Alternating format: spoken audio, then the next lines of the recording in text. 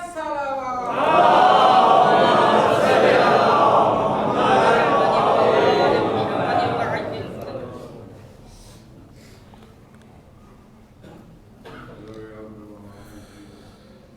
بالله من الشيطان اللعين الرجيم بسم الله الرحمن الرحيم الحمد لله رب العالمين بارئ الخلائق أجمعين والصلاة والسلام على جميع الأنبياء والمرسلين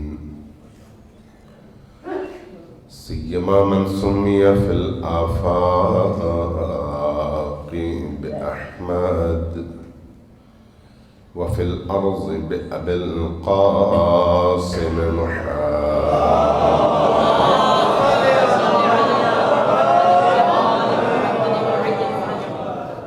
والصلاة والسلام على أولاده الطيبين الطاهرين المعصومين الميامين واللعنة الدائمة على أعدائهم أجمعين من يوم عداوتهم إلى قيام يوم الدين. قال الله تبارك وتعالى في كتابه المجيد وهو أصدق القائلين وقوله الحق. بسم الله الرحمن الرحيم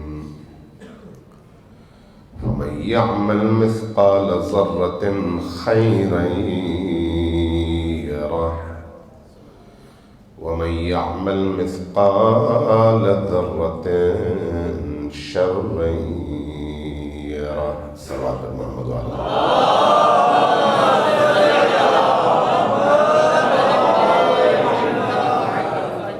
اس مرحوم کے لیے اس مجلس عزا کا انعقاد کیا گیا ہے. ان کی چہلم کے موقع پر ان کے ایصال ثواب، بلندی درجات اور برزخ کے اس سفر میں آسانیوں کے لیے سب مل کر 3 دفعہ اونچی آواز سے صلوات بھیجیے.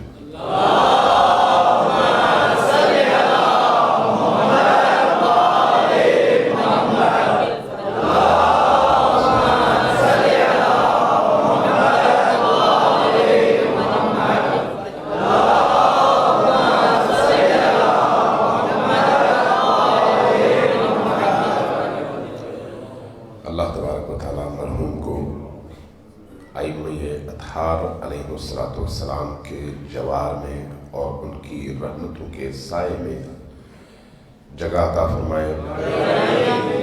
آپ ہم سب کے جتنے بھی مرحومین دنیا سے گزر چکے ہیں ان سب پر اپنی رحمتوں کا نزول فرمائے. مرحوم اور ہمارے سارے مرحومین جس مرحوم کے لیے آج کی اس مجلس کا اہتمام کیا گیا ہے ان کے بھی اور ہم سب کے مرحومین کے لیے بھی ہم سب کو جب تک ہم زندہ ہیں ایصال ثواب کرتے رہنے کی اور خیر بھیجتے رہنے کی توفیق اور سعادت نصیب فرمائے. ایک دفعہ پھر صلوات بھیجیے.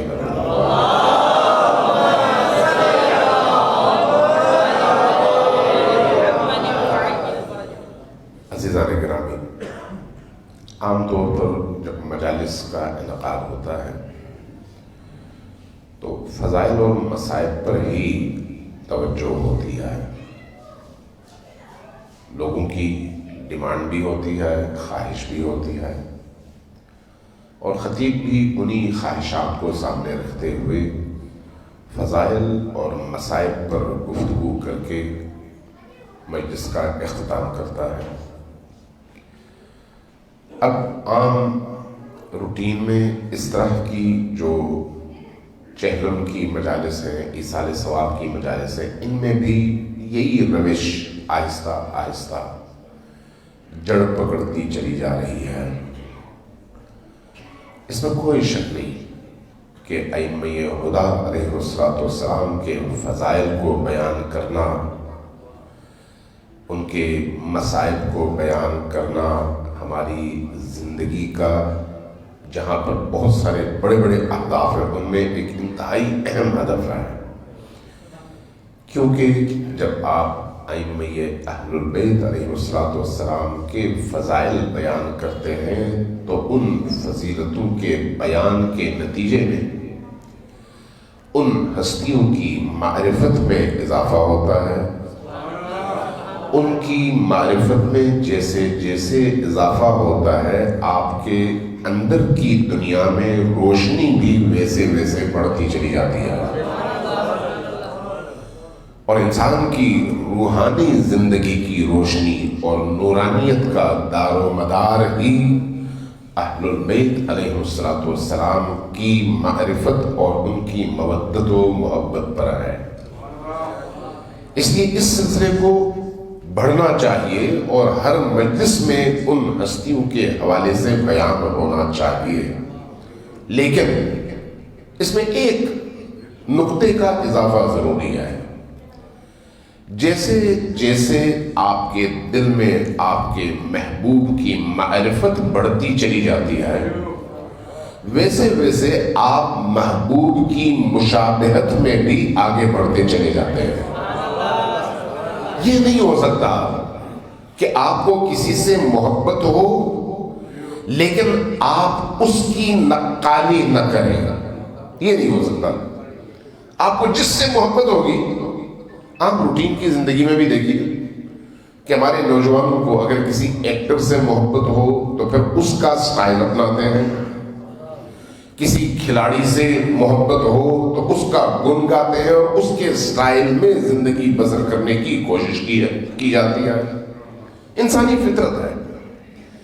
اللہ تبارک و تعالیٰ نے بھی اہل البیت کو اگر اس کائنات کے پورے نظام میں ہیرو بنا کر پیش کیا ہے تو ہیرو اس لیے ہے کہ ہیرو سے جہاں محبت کی جائے وہیں پر ان کی مشابہت بھی اختیار کی جائے،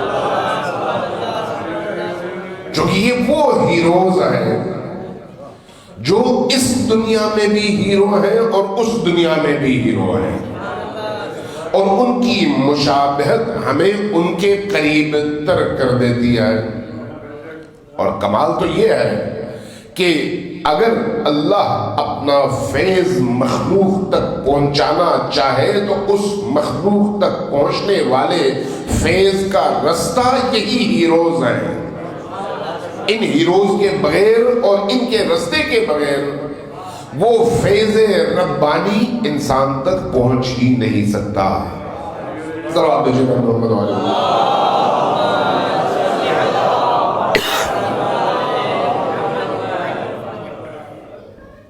ایک دو پھر ذرا صلوات بھیجیے گا۔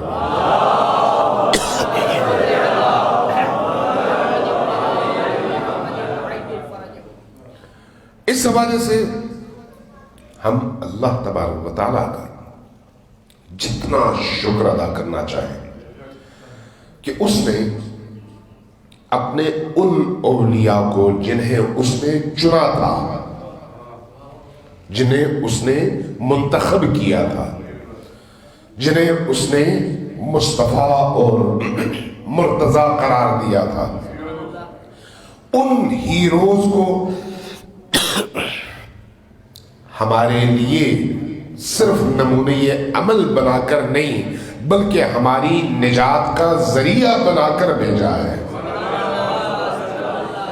لہذا ہمارا اوڑھنا بچھونا، ہمارا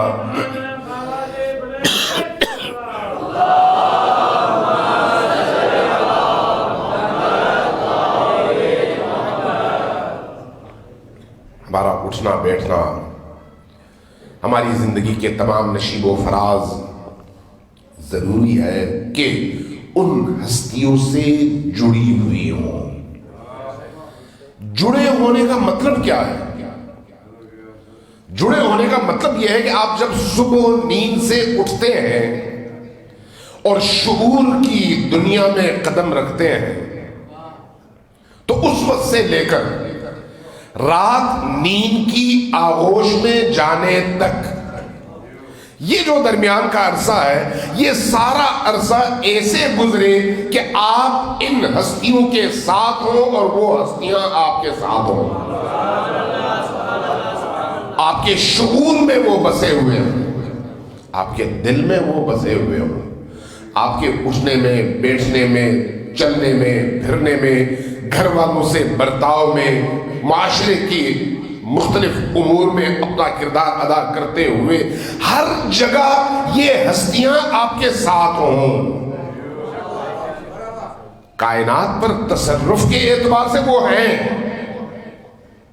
تصرف کے اعتبار سے وہ ہیں، آپ کے ساتھ ہیں، آپ ان کی اس ولایت سے باہر نکل ہی نہیں سکتے۔ لیکن صرف یہ کافی نہیں ہے، چونکہ یہ تکوینی ہے، آپ اور ہمیں یہ حکم ہے کہ ہم شعوری طور پر اپنے آپ کو ان ہستیوں سے اس طرح سے جوڑے رکھیں کہ جب لب کھلے تو ہمیں یہ احساس ہو کہ وہ سن رہے ہیں، جب ہماری آنکھیں دیکھ رہی ہوں تو ہمیں یہ احساس ہو کہ وہ ان آنکھوں کو دیکھ رہے ہیں، جب ہمارے کان کچھ سن رہے ہوں تو ہمیں یہ احساس ہو، یہ شعور ہو کہ وہ ہمارے کانوں میں، ہماری سماعتوں میں پہنچنے والی ہر آواز کو ہم سے پہلے سن رہے ہیں اور دیکھ رہے ہیں کہ یہ کہاں جا رہا ہے۔ یہ جو احساس ہے، یہ ان کی ولایت سے متعلق احساس ہے۔ آپ یقین جانیے، بعض اوقات بعض چیزیں آپ عقائد کی بحثوں میں پڑھتے ہیں اور بعض چیزیں آپ کو احادیث میں ملتی ہیں اور بڑی ہی مضبوط ملتی ہیں۔ یہ ذہن میں بٹھائے رکھیں کہ کوئی ایسا مومن نہیں ہے، کوئی ایسا مومن جس کے صبح اٹھنے سے رات سونے تک کا عمل اپنے زمانے کی حجت کی نگاہ کے سامنے نہ ہو، یہ ممکن نہیں ہے، چونکہ حجت خدا عین اللہ فی خلقہ ہی ہے۔ اب آج جمعے کا دن تھا، یقیناً آپ نے فجر کی نماز پڑھی ہوگی، فجر کی نماز پڑھنے کے بعد آپ نے مفاتیح کھولی ہوگی، دعا کی کتاب کھولی ہوگی، آپ نے آج کی زیارت بھی پڑھی ہوگی اور آج کی دعا بھی پڑھی ہوگی۔ آج کا دن کس سے منسوب ہے؟ امام عصر سے۔ امام عصر کی زیارت جو ہفتوار 7 دنوں کی ہر دن کی مخصوص زیارت ہے، اس میں جمعے کی زیارت حضرت امام عصر سے متعلق ہے، اور امام عصر زمانے کی حجت ہستی ہیں۔ امیر المومنین بھی حجت ہے، امام حسن بھی حجت ہے، امام حسین بھی حجت ہے، لیکن آج کی ذمہ داری امام مہدی آخر الزمان کے کندھوں پر ہے۔ اس لیے چاہے کوئی بھی معاملہ ہو، آپ چاہے کسی بھی معصوم کے پاس جائیں، وہاں سے ٹیبل پر کس کے پہنچنا ہے؟ امام وقت کے، اور امام وقت مہدی آخر الزمان ہے۔ اب جب آپ اس امام زمان کو سلام کرتے ہیں آج کے دن، تو اس سلام میں، یہ سلام ہمیں معصومین نے سکھائی ہے، یہ طریقہ ہمیں اہل البیت کا دیا ہوا طریقہ ہے، انہوں نے سکھایا ہے۔ انہوں نے کیا سکھایا؟ مفاتیح میں اٹھا کر دیکھیے، آج کے دن کی یعنی جمعے کے دن کی زیارت کے الفاظ، ان الفاظ میں ایک جملہ یہ ہے: السلام علیک یا عین اللہ فی خلقہ، میرا سلام ہو آپ پر اے حجت دوراں جو اللہ کی آنکھ ہے مخلوق کے درمیان۔ آپ چھپے ہوئے نہیں ہیں، میں چھپا ہوا نہیں ہوں۔ اور پھر یہ آنکھ وہ نہیں ہے جو صرف ظواہر کو دیکھے، یہ ایکس رے والی آنکھ ہے جو انسان کی روح کے اندر موجود ہر ڈاٹ اور ہر نقطے کو دیکھتی ہے اور دیکھ سکتی ہے۔ امام رضا علیہ السلام جب طوس آ رہے تھے،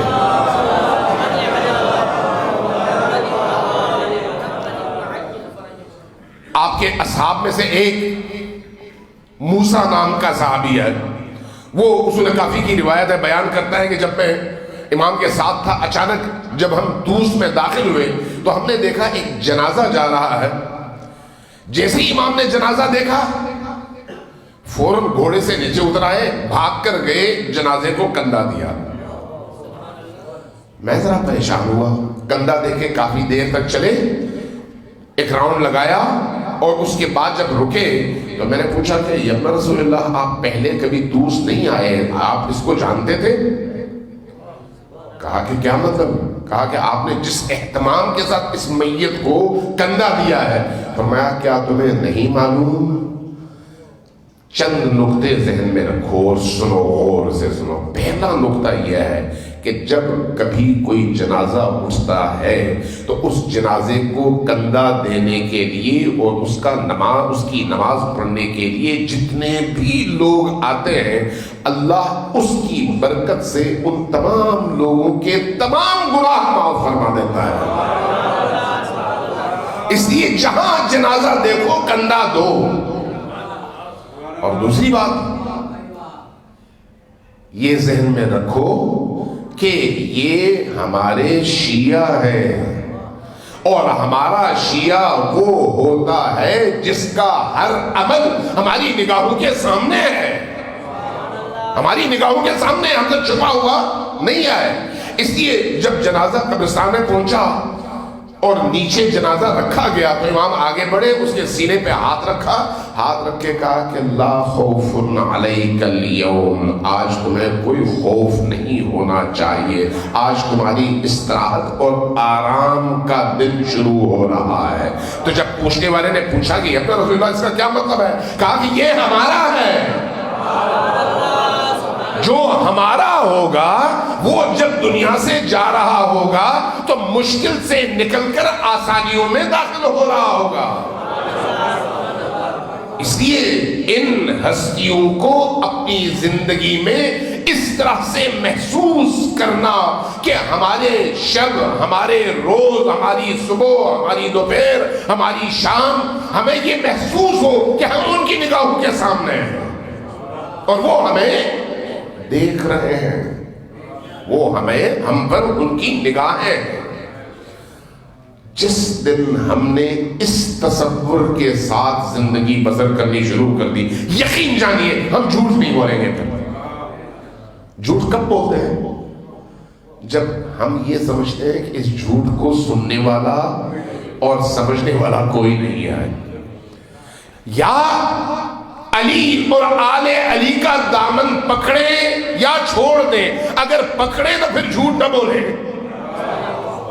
اور اگر جھوٹ بولتے ہیں تو پھر وہ پکڑنا نہیں ہے۔ اس کا مطلب یہ ہے کہ آپ کی زبان پر تو نعرہ ہے، دل میں یہ تصور نہیں ہے۔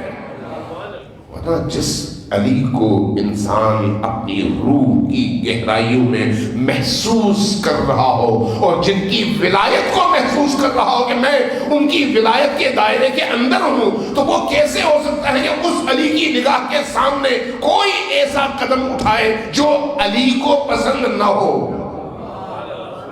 ممکن ہے؟ ممکن نہیں ہے، ممکن نہیں ہے۔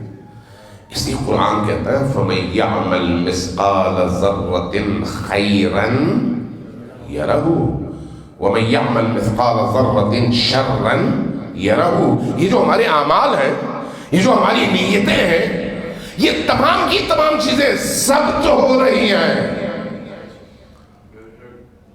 آج تو اس بات کو سمجھنا کوئی مشکل نہیں ہے۔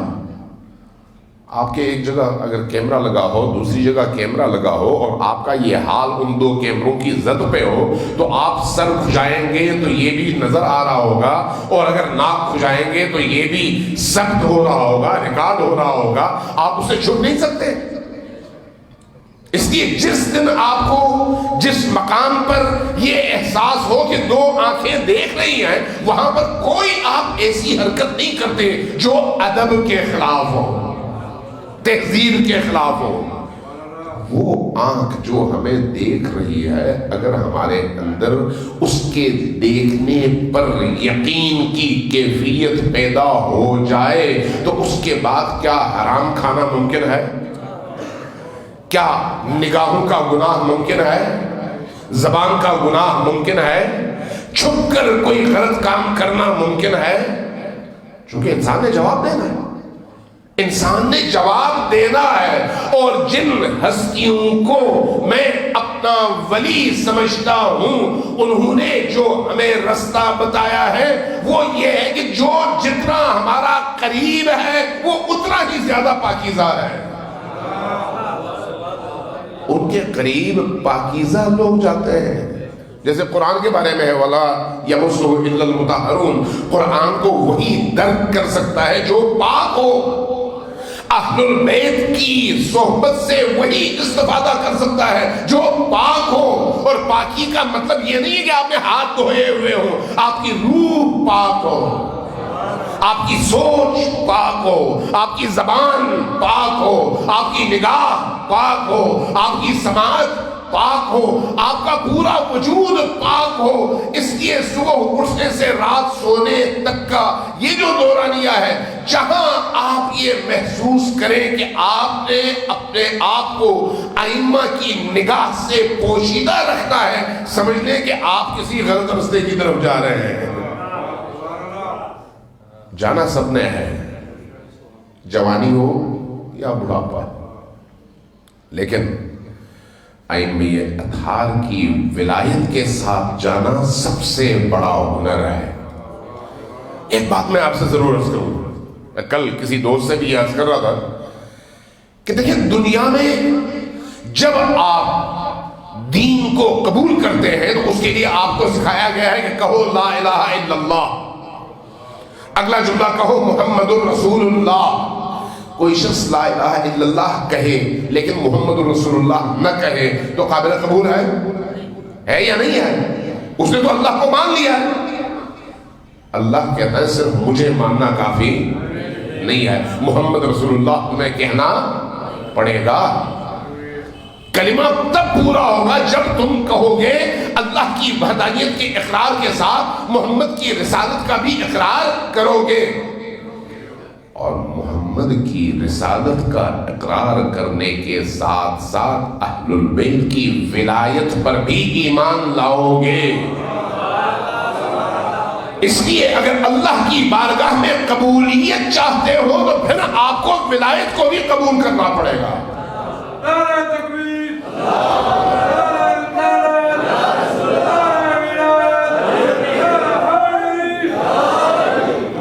یہ ممکن نہیں ہے کہ آپ نبی کو پسند کریں، نبی سے محبت کریں، نبی سے عشق کریں، لیکن آل نبی سے دور ہو جائیں۔ یہ ممکن نہیں ہے۔ اگر ایسا ہے تو پھر آپ کی نبی سے محبت جھوٹی ہے، سچی نہیں ہے۔ اسی طرح جس طرح سے آپ کی اللہ سے محبت جھوٹی ہے اگر آپ نے اللہ کو مانا اور اللہ کے نبی کو نہ مانا۔ اللہ کو ماننے کی قبولیت کی شرط محمد کو ماننا اور محمد کی رسالت کو قبول کرنے کی شرط علی کی ولایت کو ماننا ہے۔ اب اگر کوئی شخص صبح سے شام تک اور شام سے صبح تک سجدے کرتا رہے، قرآن پڑھتا رہے، نمازیں پڑھتا رہے، ماتمداری کرتا رہے، عزاداری کرتا رہے، لیکن اس کے دل میں علی و آل علی کی ولایت نہ ہو تو اس کی زندگی کے 80 سال کی عبادتیں مل کر اس کو ایک لمحے کے لیے نجات نہیں دلا سکتی۔ اس لیے ولایت شرط ہے، ولایت شرط ہے، شرط قبولیت عمل بھی ہے اور شرط قبولیت ایمان بھی ہے۔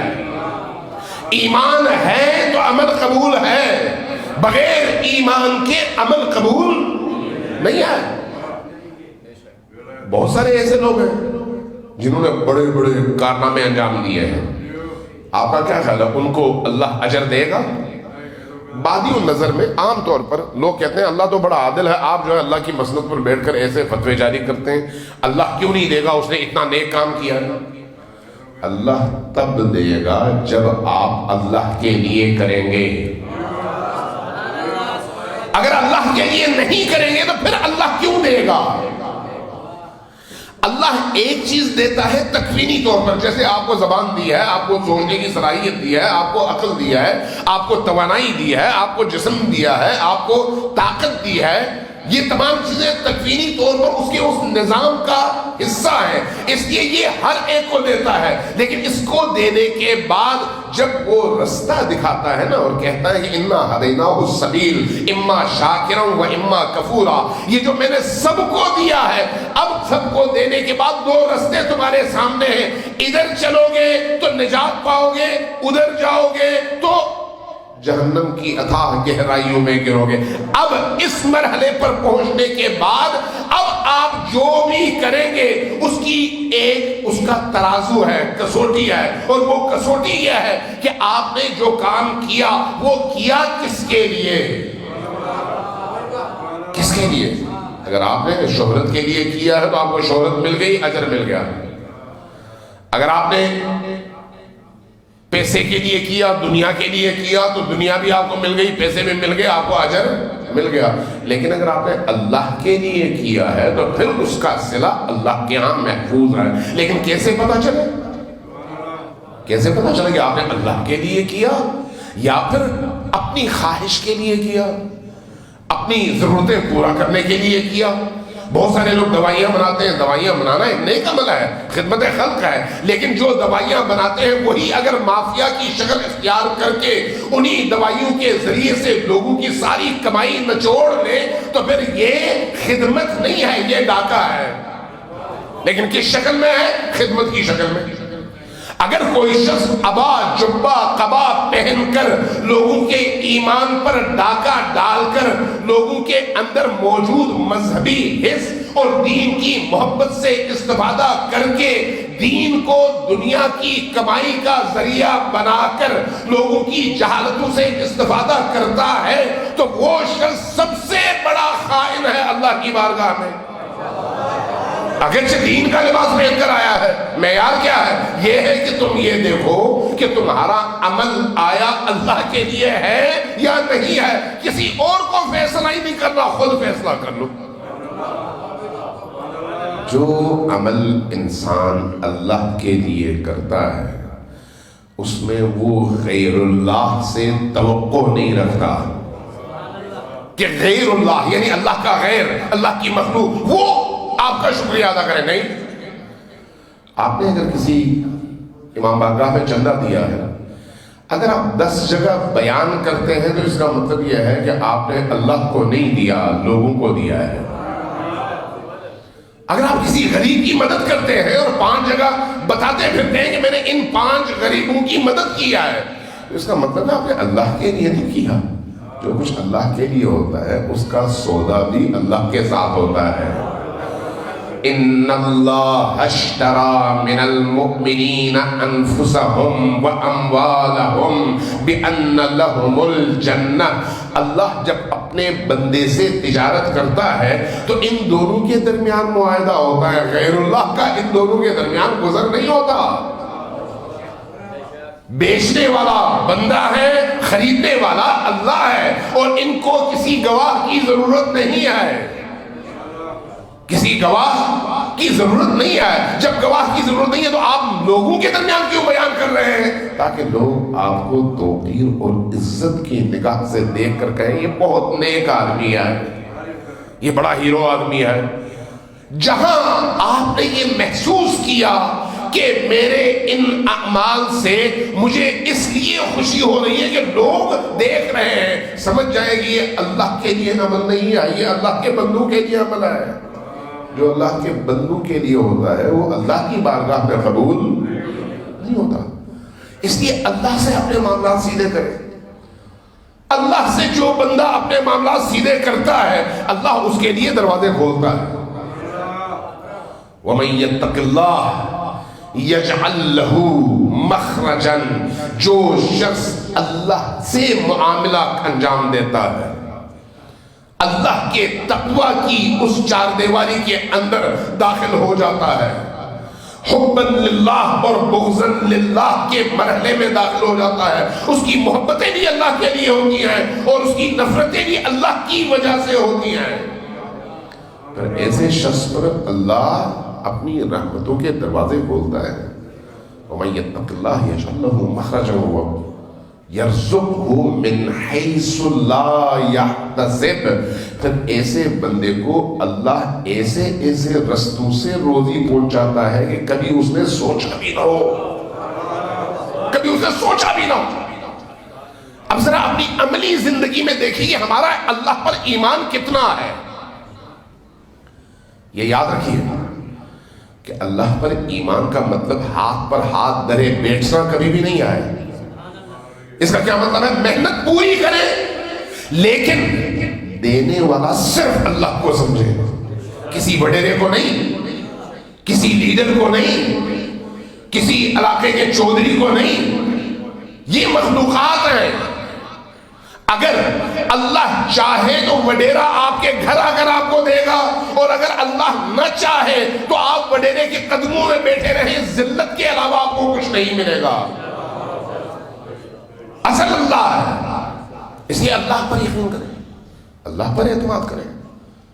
یجعل لہ مخرجا، مشکل ترین مرحلے میں اللہ رستہ کھولتا ہے.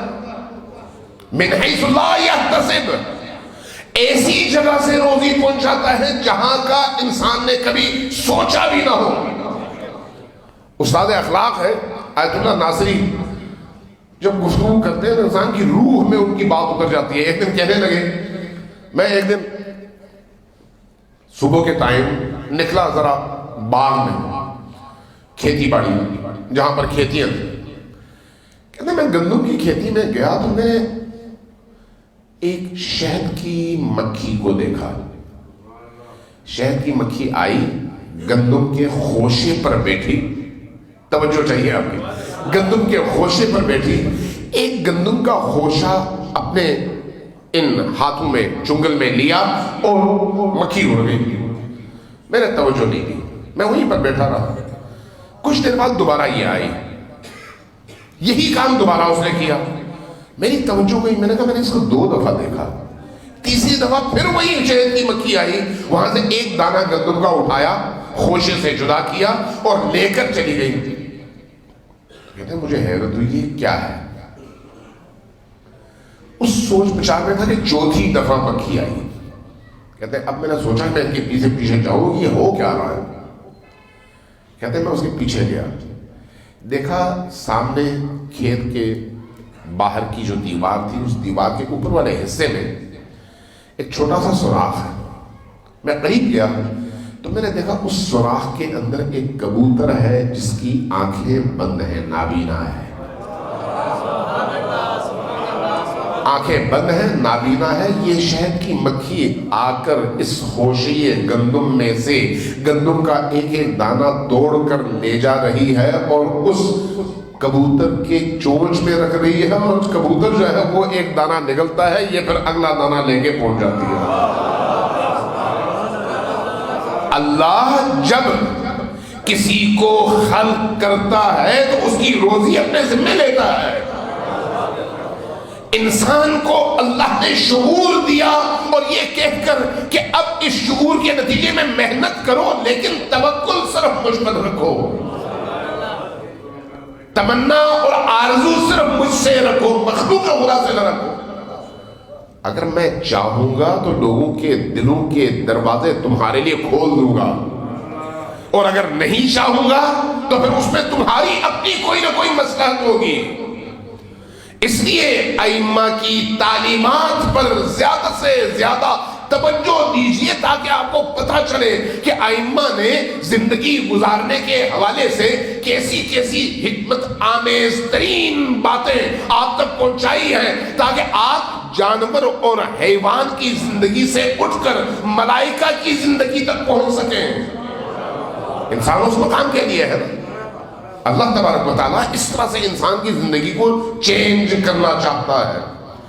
اللہ اس لیے جمود کو پسند نہیں کرتا، تحرک حرکت کو پسند کرتا ہے. انسان متحرک رہے، کچھ نہ کچھ کرتا رہے، اپنے اوقات سے استفادہ کرتا رہے، اس کے ہر گزرتے دن کو پچھلے دن کی نسبت بہتر بناتا رہے اور آگے بڑھتا رہے. جمود زدہ انسان نہ اللہ کو پسند ہے نہ اللہ کے رسول کو پسند ہے. لیکن وہ جو متحرک انسان ہے اس کی نگاہ کس پر ہو؟ نگاہ اللہ پر ہو.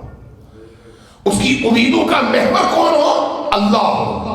ہاں اللہ کی بارگاہ میں خود چونکہ آلودہ ہے، ہم سب آلودہ ہیں، گناہگار ہیں، مختلف قسم کی آلائشات میں ہم اپنے پورے وجود کے ساتھ اٹے ہوئے ہیں. اس لیے ہمارے لیے اللہ تبارک و تعالیٰ نے اس بارگاہ تک پہنچنے اور اس بارگاہ کے فیوزات سے استفادے کے لیے 14 انوار خلق کیے اور ہمارے ہاتھ میں دے دیے کہ ان 14 کو پکڑو اور مضبوطی سے پکڑو.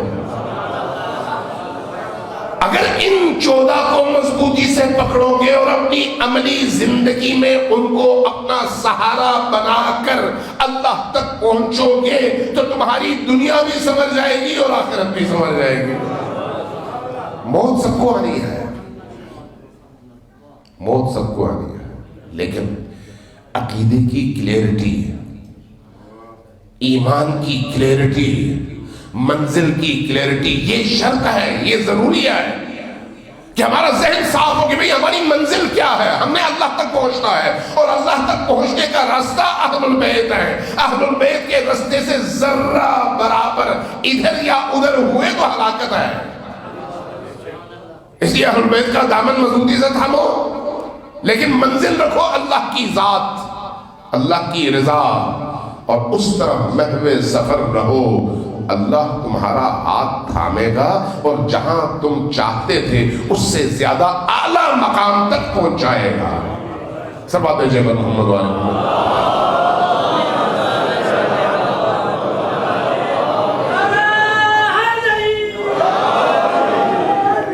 دیکھیے بعض اوقات ہمارے معیارات اللہ کے معیارات سے مختلف ہو جاتے ہیں.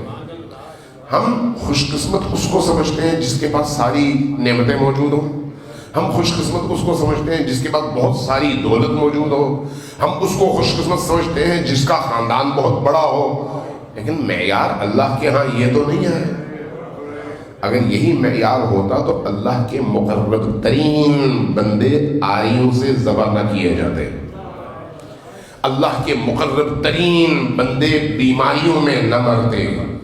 اللہ کے مقرب ترین بندے شدید ترین مشکلات کا شکار کبھی بھی نہ ہوتے اگر معیارات یہ ہوتے. اس لیے احادیث نبوی اور احادیث ائمہ میں ہمیں جو رستہ بتایا گیا ہے وہ یہ ہے کہ جو جتنا ولایت اللہ کے قریب ہوگا، جو جتنا اہل بیت کی ولایت کے دائرے کے اندر داخل ہوتا چلا جائے گا، اس کی زندگی میں مشکلات بھی اسی حساب سے بڑھتی چلی جائیں گی. اس لیے فرمایا البلاء للولا، بلائیں مصیبتیں کس کے لیے ہیں؟ اہل ولایت کے لیے. اہل ولایت. آپ دیکھیے کیا حضرت زہرا سلام اللہ علیہا سے بڑھ کر ولیت اللہ کوئی ہے؟ امیر المومنین سے بڑھ کر ولی اللہ کوئی ہے؟ لیکن پوری زندگی آپ نچوڑ لیں، سکھ کی زندگی کہیں آپ کو نظر نہیں آئے گی. ہمیشہ مشکلات اور مسائل. اللہ اپنے مقرب ترین بندوں کو زیادہ سے زیادہ مشکلات میں ڈالتا ہے. اس لیے مشکلات سے کبھی بھی نہیں گھبرانا چاہیے. مشکلات کو اللہ تک پہنچنے کی سیڑھی بنا لیں. مشکلات کو اپنے ایمان کی مضبوطی کے لیے ایک سہارا اور ہتھیار بنا لیں. اگر مشکلات کو مشکل بنا دیں آپ تو آپ کی زندگی بھی گئی اور آخرت بھی گئی. لیکن اگر اسی مشکل کو آپ اپنے ترقی اور کمال کی طرف سفر کا زینہ بنا لیں تو مشکلات وہی ہوں گی لیکن آپ بہت اوپر چلے جائیں گے. اس لیے بھوک مثلا دیکھیں نا، روزہ رکھتے ہیں نا آپ، اگر رمضان مبارک کا مہینہ نہ ہو، عام دنوں میں اگر آپ کو دوپہر کا کھانا وقت پر نہ ملے تو آپ بیوی سے لڑ پڑتے ہیں، بھائی بھوک لگی ہے اور بہت زبردست قسم کی بھوک لگی ہے، جلدی کھانا لے آؤ. اگر کھانا ذرا دیر سے آئے تو ڈانٹ بھی دیتے ہیں. پیاس لگی ہے، پانی اگر بر وقت نہ پہنچے تو دو چار سنا بھی دیتے ہیں. رمضان المبارک میں کیوں ایسا نہیں کرتے؟ رمضان المبارک میں آپ کئی کام کر رہے ہوتے ہیں، پانی بھی ہے، کھانا بھی ہے، فریج میں ہر چیز موجود ہے، لیکن نہ آپ بیوی سے کہہ رہے ہیں، نہ خود ہاتھ بڑھا رہے ہیں۔ کیوں؟ اس لیے کہ یہ جو روزہ ہے، یہ آپ اس روزے کو اپنی مشکل نہیں بنا رہے، بلکہ اپنی مشکلات پر قابو پانے کا ذریعہ بنا رہے ہیں اور بڑے حوصلے کے ساتھ آگے بڑھ رہے ہیں۔ لیکن باقی اوقات میں جب جون جولائی اگست کا مہینہ ہو اور آپ کے روڑی شکر کی گرمی ہو تو آپ ہر دفعہ فریج میں جا کے پوری بوتل انڈیل لیتے ہیں اور پی جاتے ہیں، اور تب بھی پیاس بجھتی نہیں ہے، اے سی لگا کے قمیض اتار کے بیٹھ جاتے ہیں اور پانی بھی پی، لیکن گرمی ختم نہیں ہو رہی۔ یہاں چونکہ وہ شعور نہیں آیا کہ آپ نے اس مشکل کو اپنی ترقی کا زینہ بنانا ہے، اس لیے بےتاب رہتے ہیں، لیکن وہاں چونکہ آپ کے سامنے ایک ہدف ہے، اور وہ ہدف کیا ہے؟ اللہ کی رضا کا حصول، بھوکا رہ کر اور پیاسا رہ کر، اور ایک چیلنج، لہذا وہی مشکل ادھر بھی ہے ادھر بھی ہے، لیکن ادھر آپ کو اوپر لے کر جاتی ہے اور یہاں پر آپ کو حیوان بنا دیتی ہے۔ فرق کس چیز میں ہے؟ آپ کے شعور میں۔ فرق کس چیز میں؟ آپ کے دیکھنے کے انداز میں۔ ایک ہی چیز کو دو طرح سے آپ دیکھیں گے تو آپ کو محسوس ہوگا یہ دیکھنا اور ہے، وہ دیکھنا اور ہے۔ اگر آپ کی نگاہوں کے سامنے آپ کی زندگی کا کوئی عزیز ترین فرد، بیٹا، بھائی قتل ہو جائے، اللہ ان کو زندگیاں نصیب کرے اور آپ سب کی حفاظت فرمائے، لیکن اگر ایسا ہو جائے تو آپ بےتاب ہو جائیں گے۔ لیکن اگر حسین ابن علی کی راہ میں کوئی شخص نکل کر اپنی جان دے تو اس وقت اس کے جان دینے اور آپ سے رخصت ہونے کا درد اپنی جگہ ہوگا، لیکن آپ کے اندر ایک ایسی اطمینان کی کیفیت ہوگی کہ میرا بیٹا، میرا عزیز حسین کی راہ میں گیا ہے اور اللہ راضی ہے۔ دونوں صورتوں میں فرق کتنا ہے؟ ایک طرف آپ بڑے پریشان، مضطرب اور رو دھو کے اپنے آپ کو صبر میں لانے کی کوشش کرتے ہیں اور صبر ملتا نہیں ہے، اور ادھر چونکہ دین کی راہ میں ہے، اللہ کی راہ میں ہے، اہل البیت کی راہ میں ہے، اس لیے آپ کا سر بھی بلند ہے اور دل بھی مطمئن ہے کہ آپ نے اللہ کی امانت اللہ کے سپرد کیا ہے۔ یہ دیکھنے کے اینگلز ہیں، دیکھنے کے اینگلز، دیکھنے کے زاویے۔ ان زاویوں کو جب ہم ٹھیک کرتے ہیں تو چیزیں خود بہت ٹھیک ہوتی چلی جاتی ہیں۔ ان زاویوں کو ٹھیک کریں، بس صرف اسی کی ضرورت ہے۔ اس لیے دیکھیے، میں آپ کو ایک واقعہ بھی سناتا ہوں۔ امام خمینی جب وفات پا گئے نا تو پیچھے جو ان کا ایک ہی بیٹا بچا تھا، سید احمد خمینی، کچھ دنوں کے بعد، کوئی 6-7 سال بعد، 55-56 سال کی عمر میں ان کا انتقال ہو گیا۔ انہوں نے اپنی خود نوشت میں یہ لکھا، کہا کہ ایک دن میں نے والد کو خواب دیکھا، امام خمینی کو۔ انہوں نے کہا بیٹا احمد، تم چند دنوں کے مہمان ہو، واپس تمہیں آنا ہے، تو اس لیے ابھی سے تیاری کر لو۔ اور یہ ایگزیکٹ تقریباً ان کی وفات سے 6 ماہ پہلے کی بات ہے، غالباً 96 میں 95 میں مارچ کے مہینے میں ان کا انتقال ہوا، اور یہ اس سے 6 مہینے پہلے کی بات ہے۔ تو جیسے ہی یہ خواب انہوں نے دیکھا، ان کی زندگی تبدیل ہو گئی، سید احمد خمینی کی زندگی بالکل تبدیل ہو گئی۔ لیکن وہ لکھتے ہیں، کہتے ہیں کہ میں نے اپنے والد سے پوچھا، ان کو والد نہیں کہتے تھے، کہتے تھے امام، کہتے ہیں میں نے امام سے پوچھا کہ آپ نے اس دنیا کی خبر تو دے دی کہ میری واپسی قریب ہے، لیکن یہ نہیں بتایا کہ وہاں پر گزرتی کیسے ہے، وہاں پر کیسے گزر رہی ہے۔ کہا کہ بیٹا یہ ذہن میں رکھیں، یہ نقطہ ذہن میں رکھیں۔ فرمایا کہ بیٹا ہم نے جو کچھ قرآن میں اور احادیث میں اس عالم کے بارے میں پڑھا ہے وہ بہت کم ہے، اور یہ عالم اس سے زیادہ وسیع ہے۔ یہاں پر ایک انسان اگر اس دنیا میں صرف ہاتھ یوں ہلائے تو اس ہاتھ ہلانے کا بھی جواب دینا پڑتا ہے، اس ہاتھ ہلانے کا بھی جواب دینا پڑتا ہے۔ قرآن کیا کہتا ہے؟ قرآن کہتا ہے فَمَن يَعْمَلْ مِثْقَالَ ذَرَّةٍ خَيْرًا यरहु वमन यअमल मिस्काल ज़र्रतिन शर्रन यरहु। शर हो या खैर हो, जर्रे के बराबर हो, इंसान वहां पर उस जर्रे को देखेगा।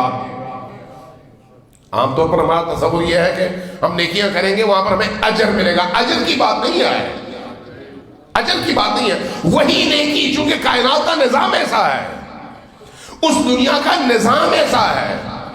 ये निजाम समझाने के लिए आपके रूटीन की एक मिसाल देना चाह रहा हूं। अगर आप जागे हुए हैं और थके हुए नहीं है तो सलवात भेजें।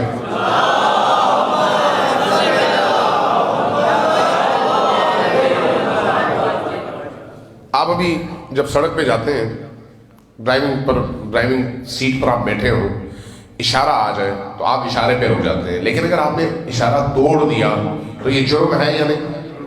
जुर्म है या नहीं? ये जो आप जुर्म करते हैं इसकी सजा भी है या नहीं? वो सजा क्या है? कुछ भी हो सकता है। आपकी गाड़ी बंद कर दें, पुलिस वालों की मर्जी है। आप पर 1000 रुपए जुर्माना डाल दें, पुलिस वालों की मर्जी है। माफ कर दें और कह दें आप चले जाएं, पुलिस वालों की मर्जी है। जुर्म की सजा है, लेकिन उस सजा और इस जुर्म के दरमियान ताल्लुक हकीकी नहीं है। कोई भी सजा हो सकती है, ताल्लुक हकीकी नहीं है। इसलिए हो सकता है माफ कर दे, हो सकता है 1000 रुपए ले, हो सकता है गाड़ी बंद कर दे। लेकिन एक शख्स आता है, दवाई समझकर अलमारी से जहर निकालता है, पानी में डालता है और उसको दवा समझकर पी लेता है। बज़ाहिर उसने नादानिस्तगी में ये काम किया है, या फर्ज करें दानिस्ता तौर पर किया है। ये जो दानिस्ता तौर पर उसने वो पी लिया, ये जुर्म किया या नहीं किया? या नहीं जुर्म किया या नहीं किया? जुर्म किया। इसकी सजा क्या है? मौत, चूंकि जहर पिया उसने।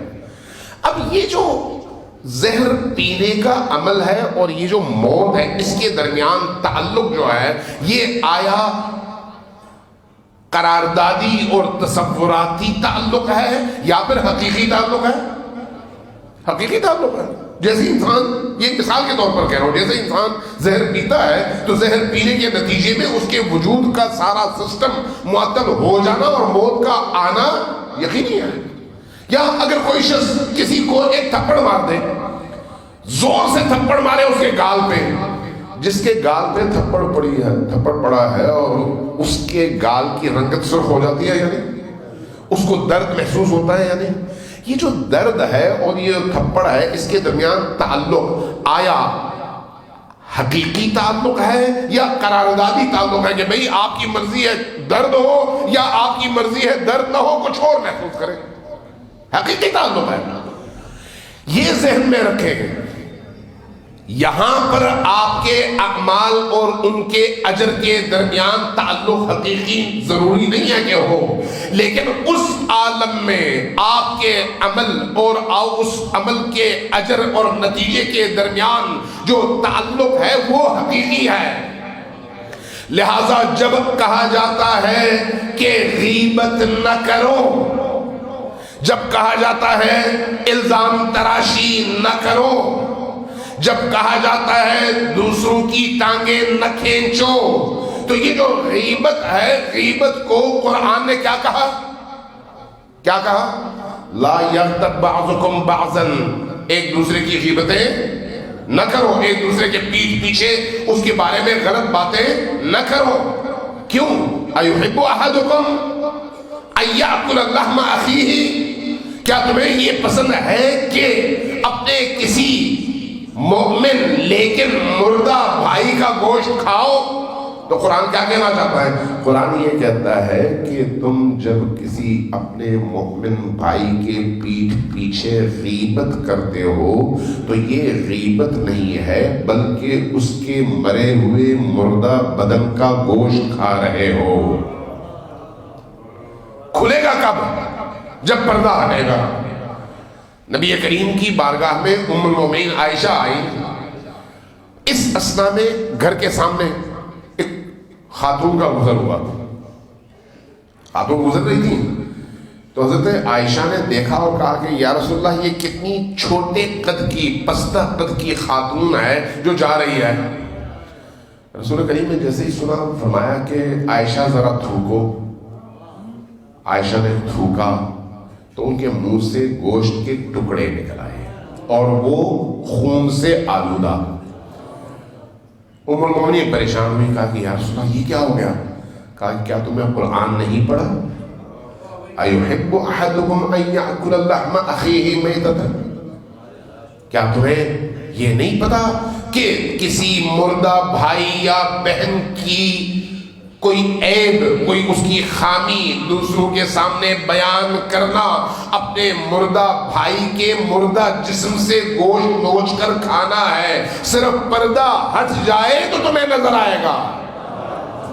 میں چونکہ پردوں پر حاوی ہوں اس لیے میں نے ارادہ کیا پردے ہٹ گئے, تمہیں پتہ چل گیا. عام انسان کو پتہ نہیں چلتا. کب پتہ چلے گا؟ جب اس دنیا میں جاؤ گے کہ تم نے ایک عرصے اپنے بھائیوں کا گوشت کھایا, اپنے مردہ بھائیوں کا گوشت کھایا. یہ تو ایک جرم ہے, لیکن اس کی سزا وہ پھر عجیب و غریب ہے, وہ پھر عجیب و غریب ہے.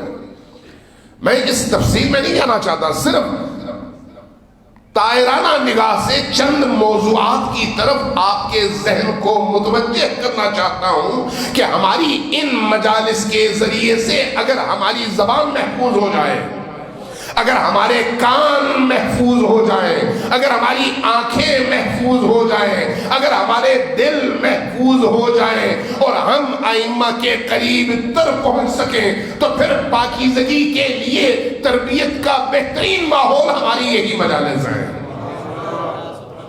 ذہنی عیاشی نہیں بلکہ تربیت, تاکہ ہم ائمہ اطہار علیہ السلام کے قریب تر پہنچ سکیں. اس لیے یاد رکھیے گا کہ آپ کی زندگی میں اگر کوئی مشکل آتی ہے تو وہ مشکل آپ کے لیے اللہ کی طرف سے جہاں امتحان ہے وہیں اللہ کی طرف سے ایک انعام بھی ہے. جس کی زندگی میں مشکلات نہیں ہیں وہ اللہ کی رحمت سے دور ہے. توجہ ہے آپ کی؟ جس کی زندگی میں مشکلات نہ ہوں وہ اللہ کی رحمت سے دور ہے. ایک صحابی نے رسول کریم کو دعوت دی, کہا کہ آپ میرے گھر آئیے, کھانا کھائیے. رسول کریم چلے گئے صحابہ کو لے کے. جب اس کے گھر کے دروازے پر پہنچے تو دیکھا مرغی نے اس گھر کی جو دیوار ہے, دیوار کے اوپر انڈا دیا, اور انڈا نہ ادھر گرا نہ ادھر گرا, مرغی نیچے اتر آئی. نبی کریم نے دیکھا کہ انڈا اپنی جگہ سے ہلا نہیں, جبکہ اس کو یا ادھر گرنا چاہیے یا ادھر. چونکہ جب دیوار بنتی ہے تو پرانے زمانوں میں ایسے ہوتا تھا, جب دیوار بنے تو اوپر کے حصے کو یوں کر دیا جاتا تھا تاکہ بارش کا پانی جو ہے اس کے اندر نہ جائے, ادھر سے اور ادھر سے نیچے گرے. اب اس طرح کی صورتحال میں انڈا ٹھہر نہیں سکتا. نبی کریم نے دیکھا کہ یہ انڈا ٹھہرا ہوا ہے. پوچھا کہ یہ کیا میں دیکھ رہا ہوں؟ کہا کہ یا رسول اللہ, اللہ کا مجھ پر بہت بڑا کرم ہے. کہا وہ کیا کرم ہے؟ کہا کہ کبھی میری زندگی میں نقصان نہیں ہوتا, کوئی پریشانی نہیں آتی. جیسے ہی یہ کہا نبی کریم دہلیز سے واپس مڑے, کہا کہ میں تمہارے گھر کھانا نہیں کھا سکتا اس لیے کہ تم اللہ کی رحمت سے دور ہو. یہ جو مشکلات ہیں یہ مشکلات تمہیں اللہ سے جوڑنے کے لیے ہیں. اب اگر تمہاری زندگی میں کوئی مشکل نہیں ہے تو پھر تم اللہ کی رحمت سے دور ہو, کبھی بھی تم پر عذاب نازل ہو سکتا ہے. اس لیے البلاء للبلاء, جو جتنا زیادہ اللہ کے قریب ہے اتنا زیادہ بلاؤں میں ہے, اتنا زیادہ مشکلات میں ہے. شیخ رجب علی خیاط کے حوالے سے بہت بڑے عارف تھے, بہت بڑے اہل دل تھے, بہت بڑے ولی اللہ تھے. ایک دن وہ ان کی سوانح عمری آیت اللہ رئی شہری نے لکھی ہے. وہ کہتے ہیں کہ انہوں نے بتایا کہ ایک دن جا رہے تھے سڑک پر, سامنے ایک گھوڑا بندھا ہوا تھا. قریب سے گزرتے ہوئے شیخ رجب علی خیاط کہتے ہیں کہ میرے ذہن میں ایک گناہ کا خیال آیا. جیسے ہی گناہ کا خیال آیا میں نے فوراً ذہن جھٹک دیا اور استغفار پڑھا اور آگے نکل گیا. جیسے ہی میں گھوڑے کے قریب سے گزرا گھوڑے نے دو لتی ماری. جیسے ہی اس نے دو لتی ماری میں نے بڑی مشکل سے اپنے آپ کو بچایا, بچا کر بہت پریشان ہوا. پریشان ہو کے میں نے اللہ کی طرف رجوع کیا اور کہا کہ یا اللہ یہ کیا ہو گیا، گھوڑے نے مجھے کیوں دولتی ماری؟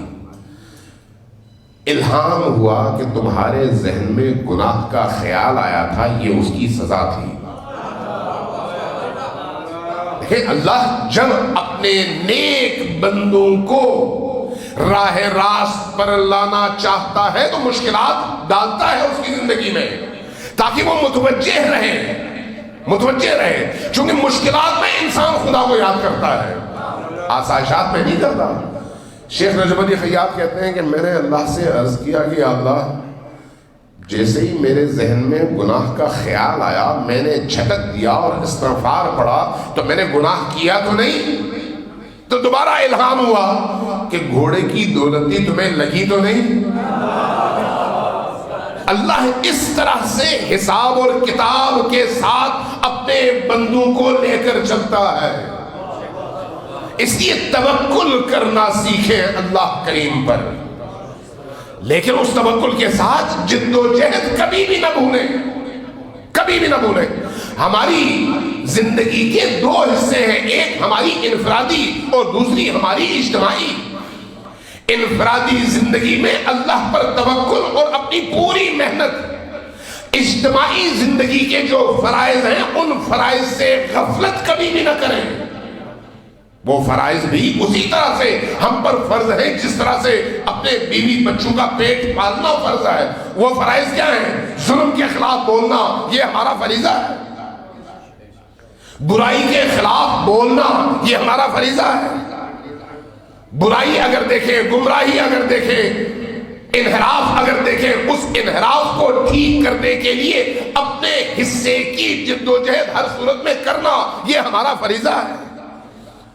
اس لیے اگر کسی معاشرے کے اندر برائیوں کے اصلاح کے لیے لوگ قدم نہیں اٹھاتے اور عذاب آتا ہے تو پھر اللہ کہتا ہے کہ لوگوں کو کوئی حق نہیں ہے کہ وہ اس عذاب کے ٹلنے کی دعا کریں۔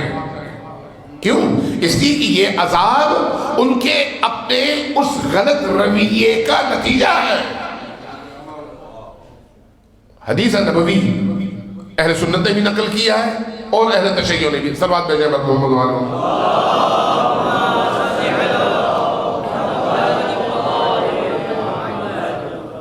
ایک دفعہ پھر صلوات بھیجیں محمد وعلیہ۔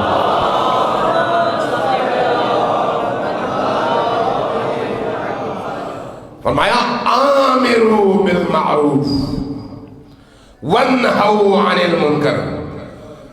آپ جب فروع دین گنتے ہیں تو کتنے ہیں فروع دین؟ جی 10 ہے نا۔ اس میں آخری کیا ہے؟ آخری دو تولا اور تبرع، لیکن ان 90 اور 10 میں سے پہلے 7واں اور 8واں بھی ہے۔ وہ کیا ہے؟ امر بالمعروف اور نہی عن المنکر۔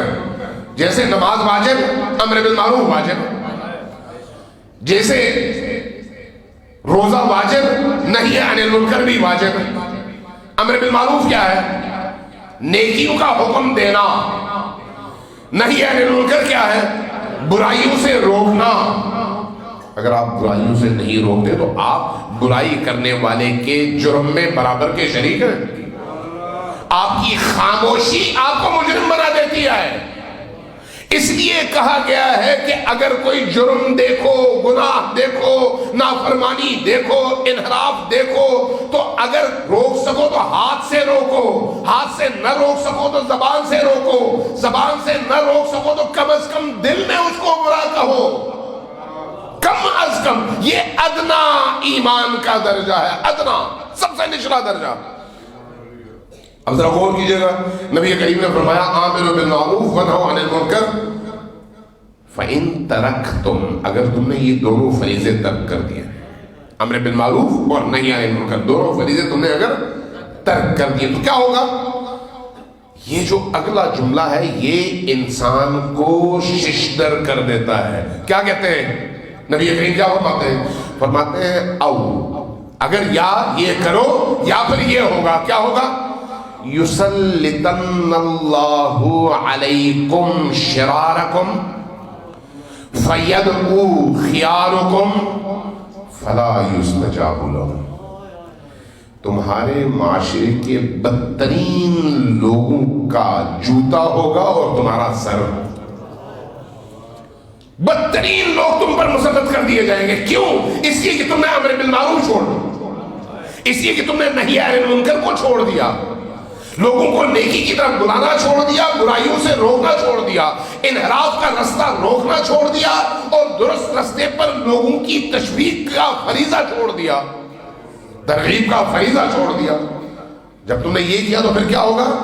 یسلطن اللہ علیکم. قبلہ تشریف فرما ہے، عربی قواعد کے روح سے یسلطن اللہ ایک ایسا صیغہ ہے جس کا مفہوم یہ بنتا ہے کہ ضرور ضرور ضرور ضرور حتمن حتمن حتمن حتمن قطعی طور پر اللہ تم پر بدترین لوگوں کو مسلط کر دے گا. پھر اس کے بعد کیا ہوگا؟ رسول کریم فرماتے ہیں کہ فَيَدْعُوا خِيَارُكُمْ، تمہارے جو نیک لوگ ہوں گے، نمازی ہوں گے، اچھے ہوں گے، پرہیزگار ہوں گے، وہ بیچارے گر گڑائیں گے، وہ بیچارے روئیں گے، وہ بیچارے ہاتھ اٹھائیں گے، کہیں گے بار اللہ ہمیں اس مشکل سے نجات دے. فَلَا يُسْتَجَابُ لَهُمْ، ان کی دعا قبول نہیں ہوگی. کیوں؟ اس لیے کہ اپنے ہاتھوں کا کیا ہوا ہے. تمہیں جب اللہ نے کہا برائی کو روکو، تم نے نہیں روکا، اب وہ برائی تم پر چھا گئی. تمہیں جب کہا انحراف کو روکو، توحید کے منافی اعمال سے لوگوں کو روکو، ائمہ کی تعلیمات سے انحرافی عقائد کو پھیلنے سے روکو، اور تم نے نہیں کیا تو ایک دفعہ ایسا موقع آئے گا کہ تم سر اٹھانے کے قابل نہیں رہو گے. جب سر اٹھانے کے قابل نہیں رہو گے تو پھر کیا کرو گے؟ اللہ سے دعا، لیکن اللہ تمہاری دعا کو قبول نہیں کرے گا. اس لیے یہ میری اور آپ کی اجتماعی ذمہ داری ہے، اجتماعی ذمہ داری ہے. ہم سب کا عقیدہ یہ ہے یا نہیں کہ امام عصر کا ظہور ہوگا؟ سوال یہ ہے کہ اس ظہور کے لیے آیا ہمارا کوئی اجتماعی فریضہ ہے یا نہیں؟ ہے یا نہیں؟ اگر یہی فریضہ ہے کہ ہم صبح اٹھیں، اپنے روٹین کے تمام کام کریں، رات کو جا کر سو جائیں، اور اس کے بعد ہم کہیں گے امام کا ظہور ہو، تو یہ اجتماعی فریضہ نہیں ہے. اجتماعی فریضہ کیا ہے؟ اس ظہور کی راہ میں موجود مشکلات کو ایک ایک کر کے دور کرنا. آپ میں سے کسی کے ذمے تمام مشکلات ایک ساتھ دور کرنا اللہ نے نہیں لکھا. کسی نے یہ نہیں کہا کہ آپ اکیلے ساری مشکلات دور کریں، لیکن یہ ضرور کہا کہ جو آپ کر سکتے ہیں وہ ضرور کریں. آپ ایک پتھر ہلا سکتے ہیں وہ ہلائیں، ایک بندے کو امام سے جوڑ سکتے ہیں وہ جوڑیں، ایک بندے کو برائی سے بچا سکتے ہیں وہ بچائیں، ایک بندے کو انحراف سے بچا سکتے ہیں وہ بچائیں. آپ کے ذمے اتنا ہی ہے جتنا آپ کر سکتے ہیں. جو آپ نہیں کر سکتے وہ آپ کے ذمے نہیں ہے. اس لیے ہر شخص اپنی استعداد، گنجائش اور اپنی وسعت کے مطابق ذمہ دار ہے، اس حساب سے ذمہ دار ہے. اور جو شخص اپنی ذمہ داریاں نبھاتا ہے، اپنی ذمہ داریاں جو میں کر سکتا ہوں ایک انڈیویجول فرد کی حیثیت سے اجتماعی زندگی میں، جو میں کر سکتا ہوں وہ اگر میں کروں تو پھر علی کی ولایت سے لے کر مہدی آخر الزمان کی ولایت تک یہ ولایتیں میری نجات کے لیے بہت ہیں. پھر میں ان کی پناہ میں ہوں، پھر میں ان کا ہوں. لا خوف علیہم ولا هم یحزنون کی میں مصداق بن جاتا ہوں، اس لیے کہ میں نے اپنا فریضہ نبھایا ہے. میں نے اپنا فریضہ نبھایا ہے. اہل البیت علیہ السلام ہم سے بہت محبت کرتے ہیں، بہت محبت کرتے ہیں. ان کی محبت کتنی ہے؟ بعض اوقات آپ ٹی وی پہ ادھر ادھر علماء کرام سے حدیثیں سنتے ہیں، کہا جاتا ہے کہ اللہ تبارک و تعالیٰ اپنے بندوں سے جو محبت کرتا ہے وہ 70 ماؤں کے برابر ہے. یہ آپ نے بار بار سنا ہوگا، سنا ہے، جبکہ یہ غلط ہے، 100% غلط. کیوں؟ 70 مائیں کیا چیز ہے؟ اللہ وہ ہے جس نے کھربوں مائیں پیدا کی ہیں.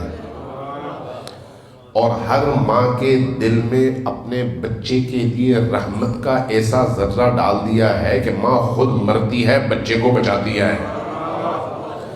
عیون اخبار رضا میں امام رضا علیہ السلام سے ایک روایت منقول ہے، بڑی عجیب و غریب روایت ہے۔ فرمایا کہ اللہ نے اپنی رحمت کے 100 حصے بنائے ہیں، ان 100 حصوں میں سے صرف ایک حصہ اس نے اپنی تمام مخلوقات میں تقسیم کیا ہے، صرف ایک حصہ۔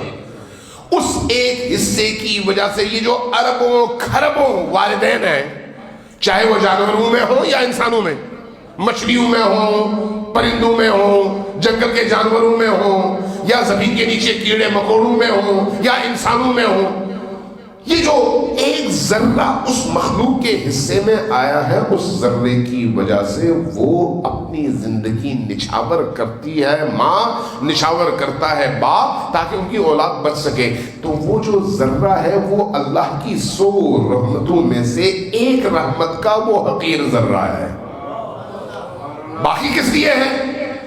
امام رضا فرماتے ہیں کہ باقی جو حصے ہیں وہ حصے اللہ تبارک و تعالیٰ نے اپنے گناہگار امت کے ان افراد کی بخشش کے لیے رکھے ہوئے ہیں جن کے دل میں علی کی محبت ہے،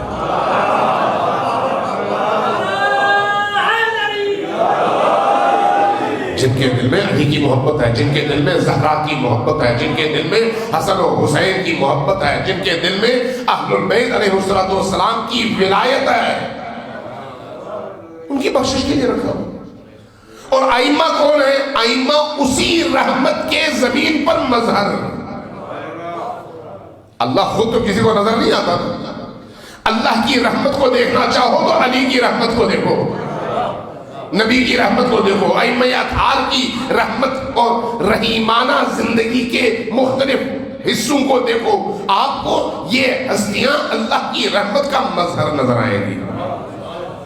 نبی امام علی علیہ السلام کی خلافت کا دور، کوفہ اور خوارج کا بہت زور۔ ایک دن ایک جوان کو پکڑ کے لایا گیا، کیا ہوا؟ اس نے کیا کیا؟ اس نے چوری کیا۔ اس نے بھی اعتراف کر لیا، کہا کہ ہاں میں آیا اسی لیے ہوں کہ اعتراف کر سکوں، میں نے چوری کی ہے، مجھے سزا دے۔ امیر المومنین نے غلام سے کہا، غلام نے اس کی انگلیاں کاٹی، میں مختصر کر رہا ہوں، انگلیاں کاٹی۔ وہ اپنی کٹی ہوئی انگلیاں لے کر مسجد سے باہر آیا، مسجد کوفہ سے باہر ایک خارجی کھڑا ہے، ابن قوا، بڑا معروف خارجی ہے، علی کا بدترین دشمن۔ اس کو موقع کی تلاش ہے کہ کسی طرح سے علی اور آل علی کے خلاف کوئی بات کر سکے۔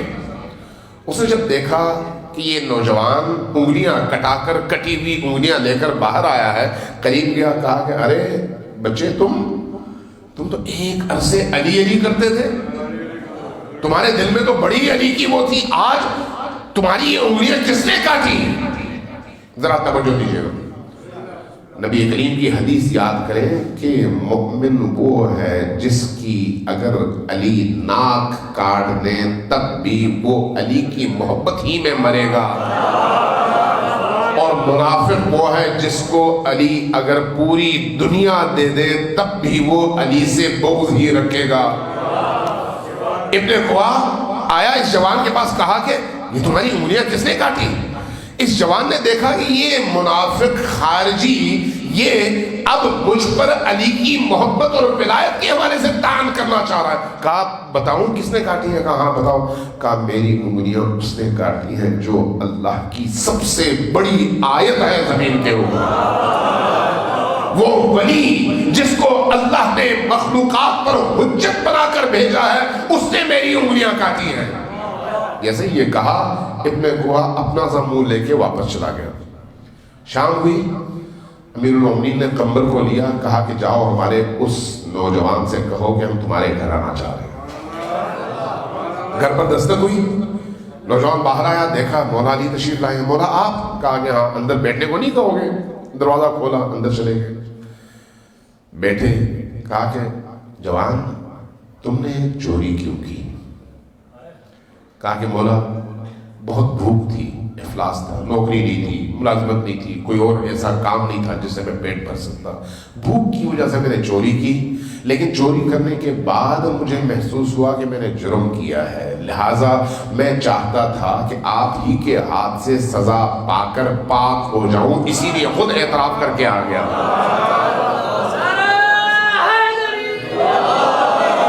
فرمایا تم میرے ہو، جو میرا ہوتا ہے وہ گناہ نہیں کرتا، جو علی کا ہوتا ہے وہ نہ اس کی نگاہ گناہ کرتی ہے، نہ زبان، نہ ہاتھ، نہ پیر، نہ کوئی اور جسم کا حصہ گناہ وہ نہیں کرتے.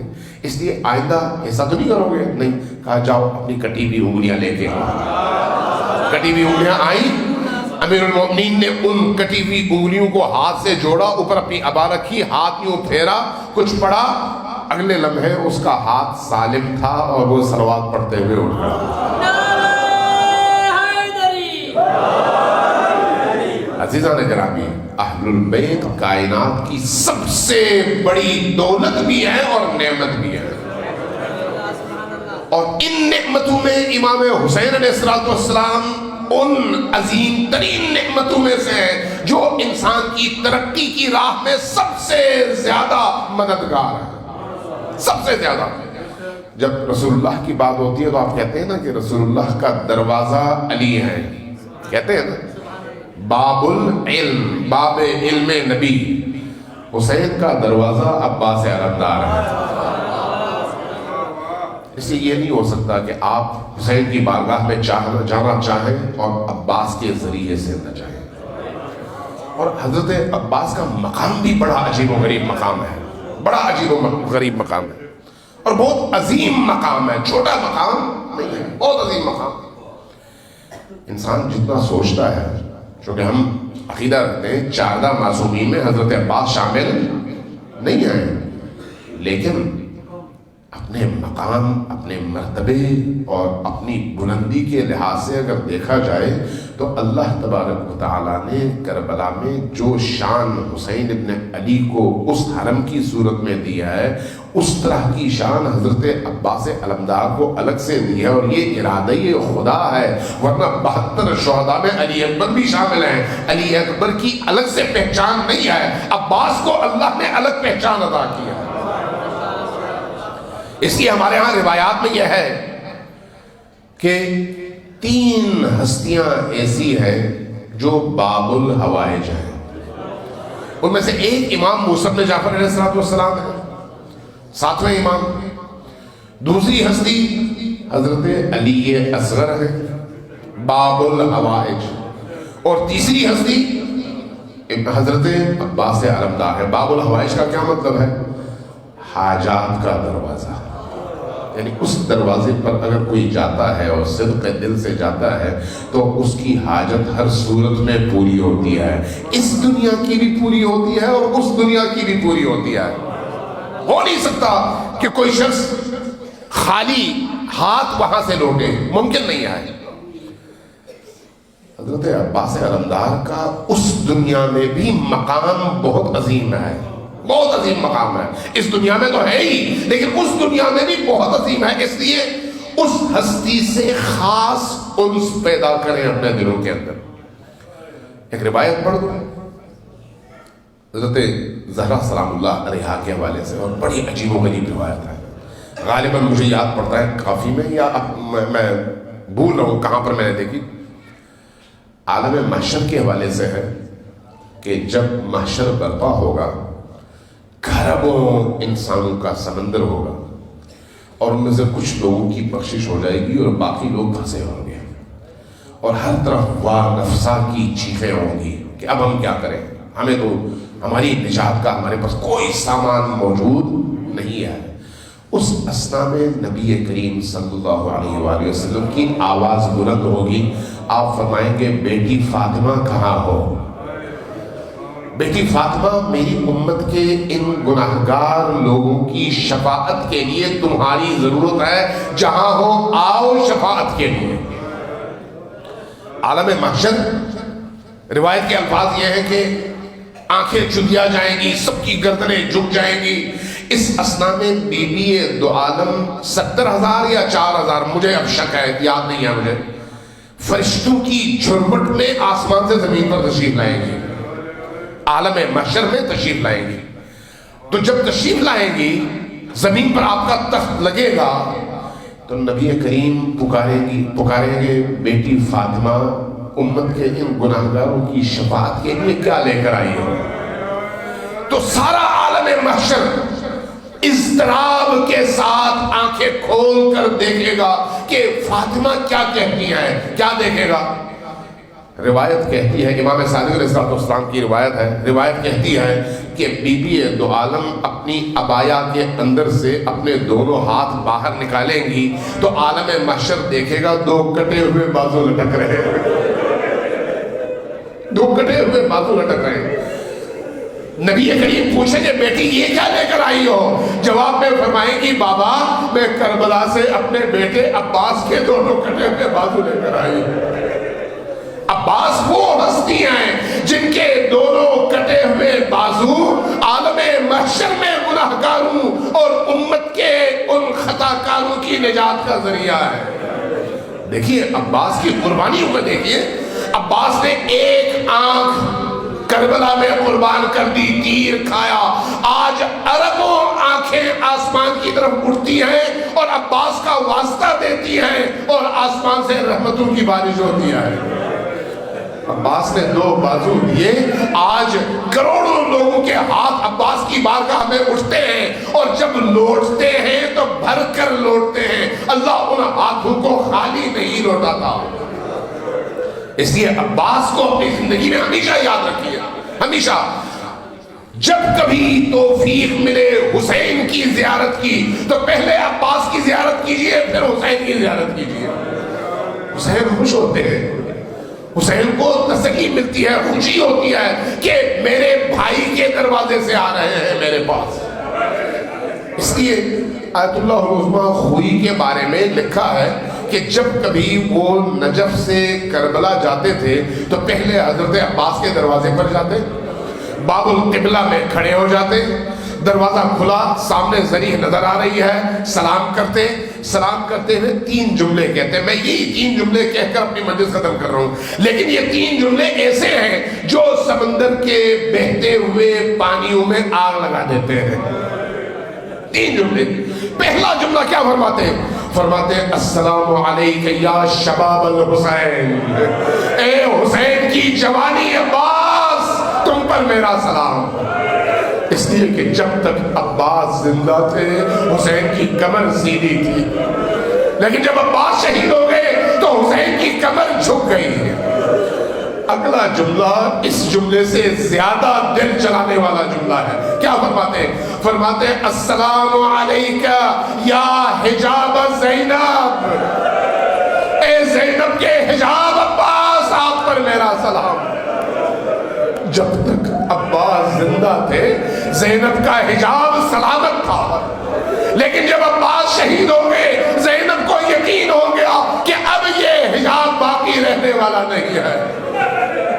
اس کے بعد تیسرا جملہ بچوں کے لیے ہے، وہ ذرا زیادہ انسان کے دل کو کڑوا کر دیتا ہے اور تڑپا دیتا ہے. کیا فرماتے ہیں؟ فرماتے ہیں السلام علیک یا ساق سکینہ، اے سکینہ کے ساقی عباس آپ پر میرا سلام ہو. اس لیے کہ جب تک عباس زندہ تھے یہ چھوٹے چھوٹے معصوم بچے ہاتھوں میں کٹورے لیے العطش العطش کی آوازیں بلند کر رہے تھے. جب عباس پانی لینے گئے سکینہ نے ان بچوں کو اپنے خیمے میں جمع کیا اور سب کو تسلی دی کہ بچوں آؤ میرے چچا پانی لینے گئے ہیں، اب پانی لے کر آتے ہی ہوں گے. لیکن جب عباس کی شہادت کی خبر آئی تو پھر اس کے بعد ایک عجیب منظر ہے. خیموں میں کسی بچے کی زبان پر العطش کا جملہ نہیں ہے، سب کہہ رہے ہیں واہ عباسا واہ عباسا واہ عباسا.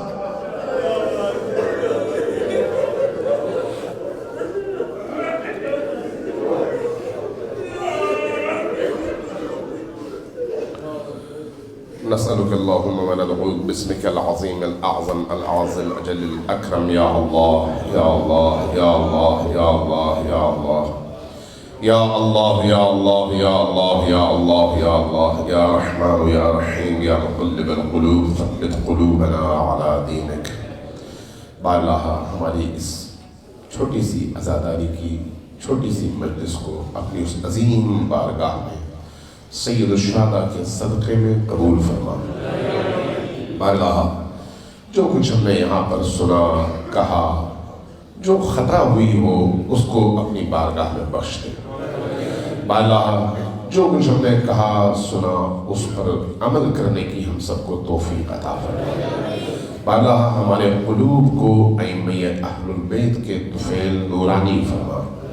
ہم سب کے جتنے بھی گناہ ہیں ان تمام گناہوں کی بخشش فرما۔ ائمہ اطہار کو، معصومین کو ہم سب سے راضی فرما۔ ہمیں مرتے دم تک ائمہ اطہار کے نقش قدم پر، انہی کے بتائے ہوئے رستے پر ثابت قدم رہنے کی توفیق عطا فرما۔ امام اصغر کے ظہور میں تاجیل فرما۔ ہمیں ان کے اعوان و انصار میں شمار فرما۔